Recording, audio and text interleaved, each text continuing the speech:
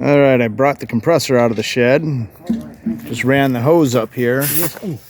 And he's gonna fill up this tank to bring that tire back on to Bead.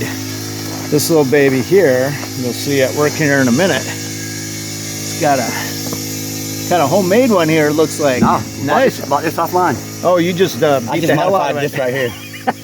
It had too big of a gap, and it was hard to get it in between the rim and the tire. Oh, so you smashed her down a little bit? Yeah. And I had this little thing right here that was supposed to help you. What is it? It was supposed to help you hold it in place. Oh, gotcha. So I cut it off. Notch. Yeah, I cut it off and beat it flat.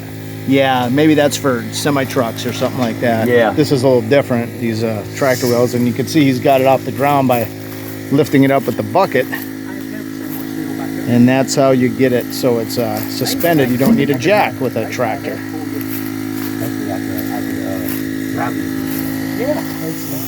So he's got air going in the tube, and then he's going to force that in.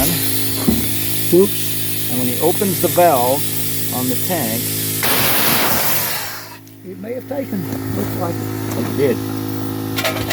It certainly looks like it. Yes, sir. It's worth it to use this thing one time. yeah. It costs $100.